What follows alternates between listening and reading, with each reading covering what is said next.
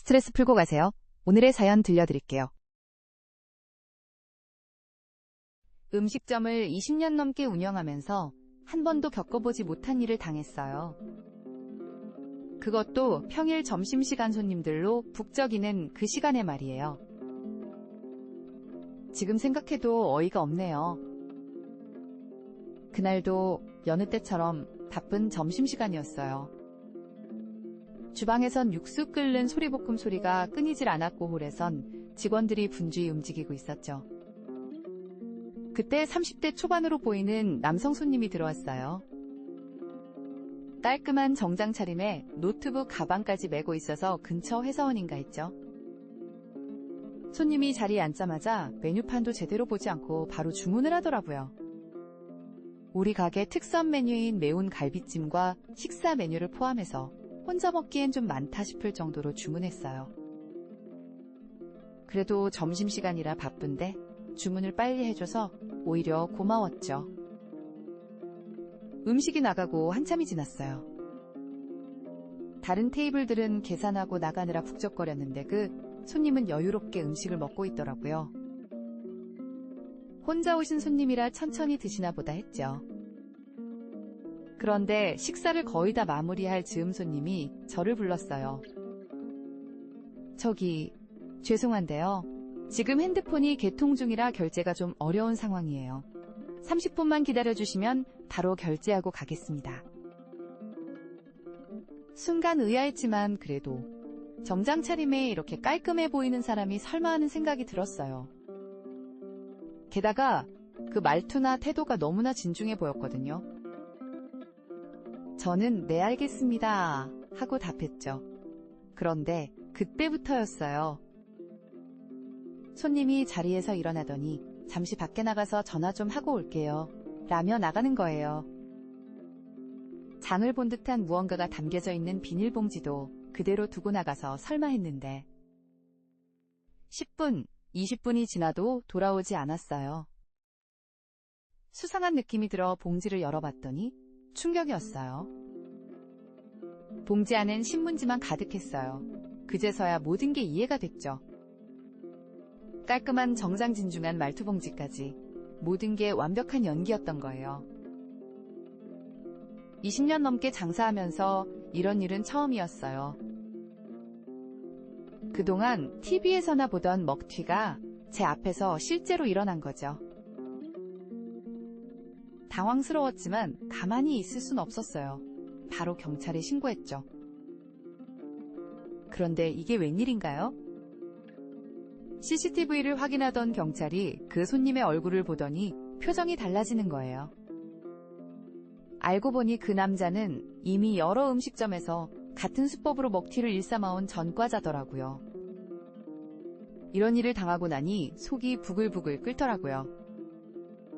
그동안 우리 가게를 찾아준 수많은 손님들의 얼굴이 스쳐 지나갔어요. 장사하면서 힘들 때마다 버틸 수 있었던 건 단골 손님들의 따뜻한 한마디 덕분이었거든요. 그런데 이렇게 악의적으로 계획해서 우리 가게를 이용하다니. 경찰이 수사에 착수했지만 며칠이 지나도 그 남자는 잡히지 않았어요. 그러던 어느 날이었죠.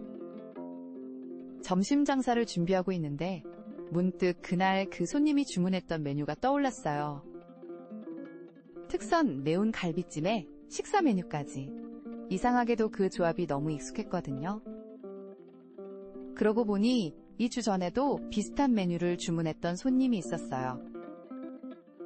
얼굴은 달랐지만 주문 패턴이 똑같았죠.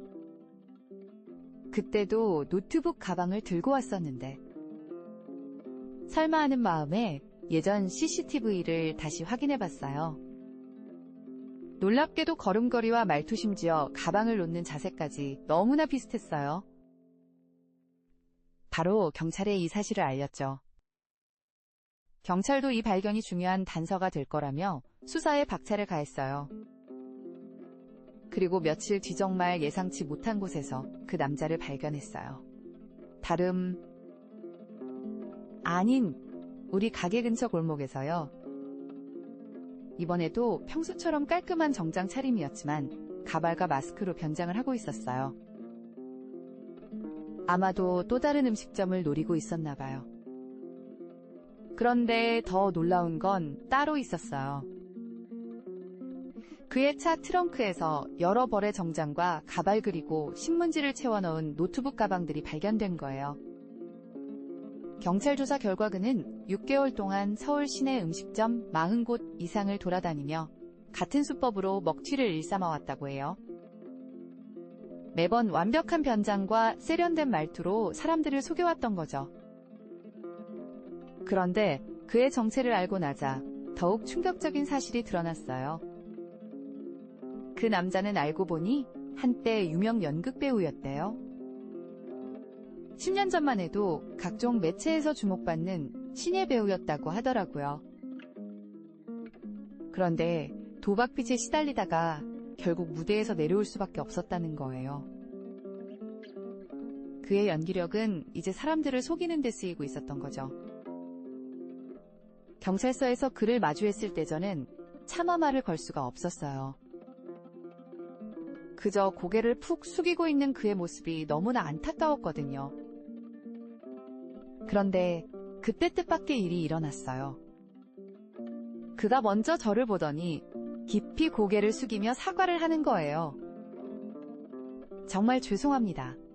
처음엔 한 끼 해결하려고 시작한 일인데 부끄럽습니다. 그 말을 듣는 순간 이상하게도 제 마음속 분노가 조금씩 누그러들었어요. 물론 그의 잘못이 용서될 순 없지만한 인생이 이렇게 무너져 내린 것이 너무나 안타까웠거든요. 그 후로 우리 가게는 새로운 시스템을 도입했어요. 키오스크 선결제를 기본으로 하게 됐죠. 회상해보면 그저 먹튀 사건으로만 기억되진 않아요. 오히려 요즘 트렌드인 키오스크 선결제를 도입하게 된 계기가 되어 인건비를 좀 더 아낄 수 있게 되었으니까요. 여러분은 어떠셨나요? 비슷한 사연이 있다면 댓글로 함께 나눠주세요.